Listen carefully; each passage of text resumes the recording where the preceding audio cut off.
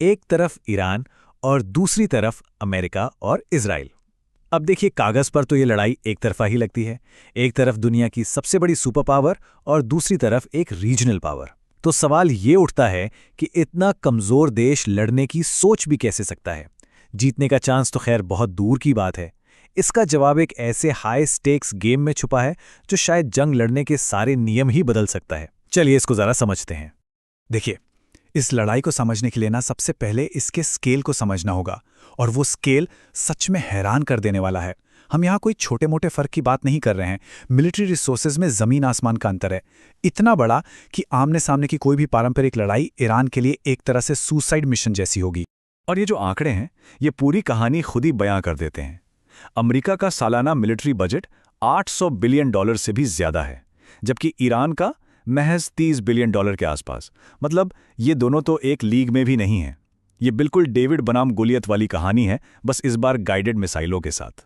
तो बस यहीं हम उस सबसे बड़े सवाल पर पहुंचते हैं कि इतनी बड़ी कमजोरी के साथ ईरान जवाबी हमले का प्लान भी कैसे बना सकता है।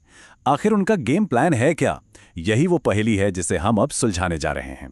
तो यहीं पर यह पूरी स्ट्रैटेजी बहुत दिलचस्प हो जाती है। ईरान को पता है कि वो एक सीधी लड़ाई में नहीं जीत सकते, तो वो कोशिश ही नहीं करते। इसके बजाय वो एक बिल्कुल अलग खेल खेलते हैं।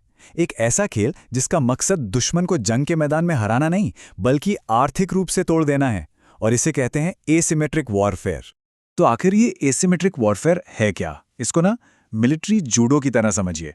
ये ताकत का खेल नहीं है, ये दुश्मन की ही ताकत और वजन को उसी के खिलाफ इस्तेमाल करने की कला है।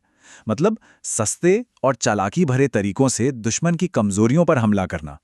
लक्ष्य युद्ध के मैदान में जीतना नहीं, बल्कि दुश्मन का खजाना खाली करवाना है। और ये रणनीति एक्शन में कुछ ऐसी दिखती है। एक ईरानी शाही ड्रोन जिसकी कीमत लगभग $20,000 है, उसे मार गिराने के लिए एक इंटरसेप्टर मिसाइल लगती है जिसकी कीमत है पूरे $4 मिलियन। एक बार फिर सोचिए, $20,000 के सामने $40 लाख। आर्थिक रूप से यह एक ऐसा हिसाब है जिसमें हारना तय है। जैसा कि एक एक्सपर्ट ने बताया, ये जो आर्थिक बोझ है ये लंबे समय तक टिकाऊ नहीं है। हर एक सस्ते ड्रोन को रोकने के लिए 2 महंगी मिसाइलें लगती हैं। ये पैसों की एक ऐसी लड़ाई है जिसमें बचाव करने वाला पक्ष हारने के लिए मजबूर हो जाता है। और इसका असली असर वो तुरंत दिखता है। किसी भी बड़े टकराव के पहले 100 घंटों में ही बचाव की लागत $7 से $8 बिलियन तक पहुंच सकती है। ये पैसा अविश्वसनीय तेजी से खर्च होता है, और ये सब ईरान की रणनीति का एक बहुत बड़ा हिस्सा है।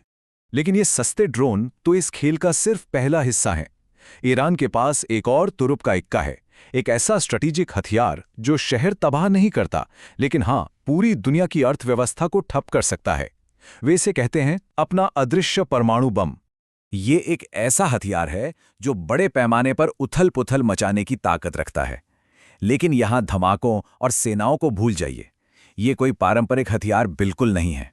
अब जब भी ईरान के सबसे शक्तिशाली हथियार की बात होती है, तो दिमाग तुरंत उनके न्यूक्लियर प्रोग्राम की तरफ जाता है। लेकिन वो एक भूल होगी, उनका असली तुरुप का इक्का कुछ और ही है। ईरान का आखिरी हथियार कोई टेक्नोलॉजी नहीं, बल्कि ज्योग्राफी है।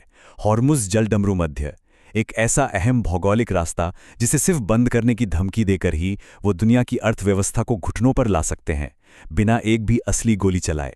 जरा इस पर एक नजर डालिए। दुनिया का 5वां हिस्सा यानी 20% तेल इसी एक संकरे रास्ते से होकर गुजरता है। अब 20% सुनने में शायद बहुत ज्यादा ना लगे, लेकिन यहां जरा सी भी रुकावट पूरी दुनिया में तेल की कीमतों और सप्लाई में भूचाल ला देती है। और इस स्ट्रैटेजी की सबसे चालाकी भरी बात यह है कि उन्हें इसे असल में बंद करने की जरूरत भी नहीं है। सिर्फ इसकी धमकी देने से ही शिपिंग और बीमा की लागतें आसमान छूने लगती हैं। तेल बाजारों में घबराहट फैल जाती है, और अचानक पूरी दुनिया अमेरिका और इजराइल पर माहौल को शांत करने और सीज फायर के लिए दबाव बनाने लगती है। तो इस सब में ईरान का अंतिम लक्ष्य क्या है?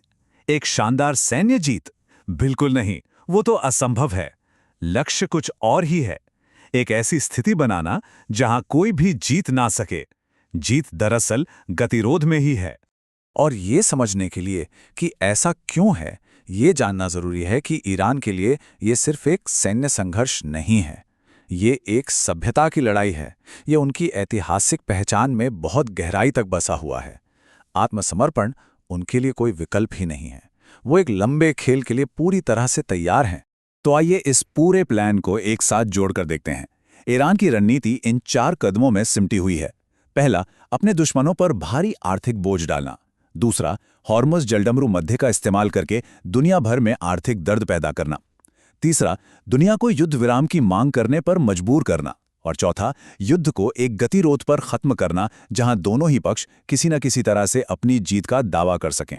और ये सब हमें हमारे उसी शुरुआती सवाल पर वापस ले आता है। ईरान की ये जो रणनीति है, ये उस सोच को सीधी चुनौती देती है कि सबसे बड़ा बजट और सबसे एडवांस सेना ही हमेशा जीतती है।